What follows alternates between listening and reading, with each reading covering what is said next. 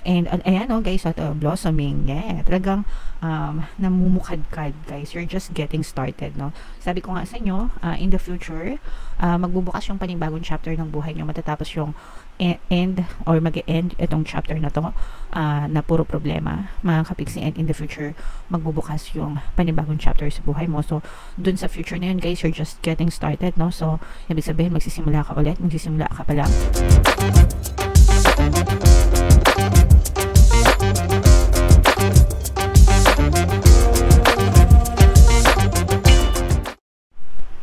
Hello guys, hello Virgo, welcome back to Pinay Pixie Tarot. Ang pamagat ng episode natin for tonight is story mo ba to? Ito ay isang timeless reading para sa Virgo, Sun, Moon, Rising, Sign, and Venus. Sa reading na to guys, titignan natin where you are right now, mga potential and challenges nyo, what you need to focus on, your past, present, and future energy guys, mga suggested approach, and yung potential future ng story nyo. So, shuffle ko yung cards guys, hanapin ko yung energy ng Virgo.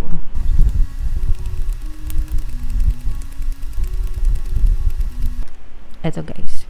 So, Virgo, kayo ay represent ng King of Pentacles sa ating spread. General reading lang mga kapiksi. Kung ano yung makaresonate guys, take that message. So, where you are right now, Virgo, for some of you, maaari may mga challenges, pagsubok na pinagdadaanan kayo ngayon, no? Yung iba nasa gitna pa kayo ng inyong journey. Ibig sabihin, patuloy na nakaka-experience kayo ng mga problema, pagsubok and challenges sa buhay. So, normal lang naman guys na magkaroon ng problema. Wala naman taong hindi naman problema sa mundo. And it's part of life. Proseso yan, mga kapiksi, para matuto tayo ng mga leksyon sa buhay. And at the end of this journey, kapag nalampasan nyo yan, may mga blessings din ng kaakibat yan mga kapiksi. So, samantalahin nyo itong mga pagkakataon na to para i-assess, no, kung bakit nangyayari yan and kung ano yung mga lessons na dapat nyong matutunan dyan sa mga problema na yan mga kapiksi. And this is more on potential mga kapiksi, no? Kasi for some of you, parang nakakaisip na kayo, this is potential and challenges, okay? But this is more on potential guys, kasi for some of you, parang unti-unti nang nagkakaroon ng linaw yung sitwasyon nyo. For some of you, maaaring nagkakaroon na rin kayo ng solusyon, no? Literal, as in, you may be finding solutions to your problems, mga kapiksi, unti-unti. Okay, hindi naman yan biglaan. Sometimes unti-unti hanggang sa tuluyan yung malampasan yung mga problema na yan sa buhay nyo guys.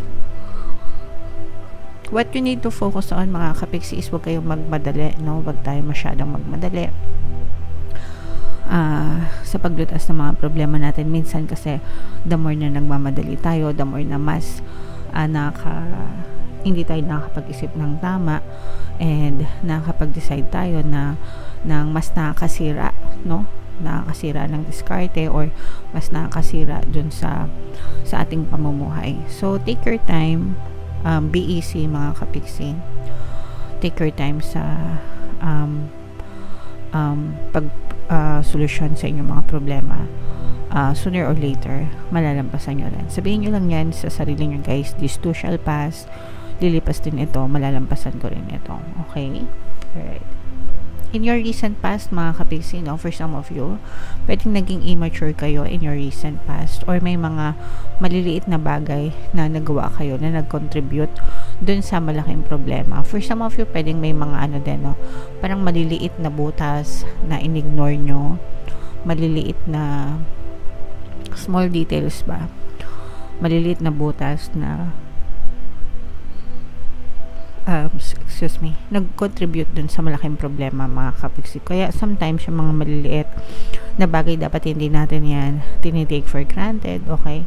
So let's say for example, baka may health problem ka ngayon, baka may mga sign ka dati, mga maliliit na senyales sa katawan mo, yung pananakit ng ulo, pananakit ng kasukasuan, yung pala malala na yung problema mo ngayon. So yun yung ibig ko sabihin. Kaya wag nyong ibabaliwala mga kapiksi yung mga maliliit na bagay. Sometimes they can lead to big problems kapag ka hindi nyo sinilusyonan agad mga kapiksi. Your greatest strength guys is move on din kayo dito sa problema na to.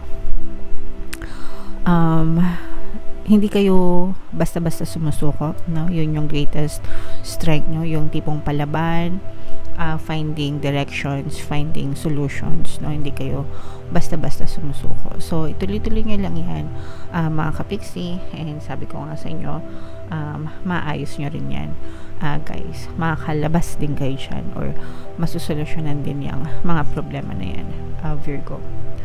And in the future, guys, may tutulong sa'yo, may magsasalba sa'yo, may magsisave sa'yo dito sa mga problema na pinagdadaanan mo. So, hindi ka nag-iisa. Dadating ang iyong knight in shining armor, kung sino man yan, pwedeng partner mo or specific person, pwedeng kaibigan mo, anak mo, magulang mo, whomever. Pero, hindi ka nag-iisa. You will receive a helping hand. May mag-e-extend ng tulong sa'yo. May mag-aabot ng kamay mo.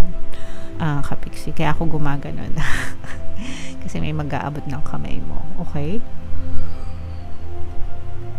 Alright, excuse me. And, yung suggested approach, mga kapiksi, is kumalma lang. Okay? And, focus on growth and improvement. Kasi itong problema na to, guys, sabi ko nga sa inyo, itong experience na to, magbibigay ito sa'yo ng kaalaman, ng lessons. Okay? And dun ka lang mag-focus dun sa growth and improvement mo, no? Magmamature ka, and magle-level up ka rin kapag nalampasan mo itong mga problema na to. Kasi mas magiging wiser ka, mas magiging malakas ka, mas magiging maalam ka, mga kapiksi. Okay? So, ikaw din yung magbe-benefit niyan in the future. What you need to know, mga kapiksi, this is a fire sign energy. Maaring ito rin yung tao na tutulong sa'yo, tao na magsasalba sa'yo, mga kapiksi. Aries, Leo, Sagittarius. Pero, wag mong alisin sa puso mo yung init, no? Yung nagbabagang damdamin towards your desires. Ibig sabihin, wag kayong mag-give up sa mga desires nyo sa buhay dahil lang dun sa mga problema na pinagdadaanan nyo, mga kapiksi. Sabi ko nga, normal lang naman na may mga challenges and problems. Ang importante is you stay true to your goals, you stay true to your desires regardless of the circumstances. And kapag nalampasan nyo yan, diba, pwede kayong mag-continue on sa inyong pamumuhay, mga kapiksi.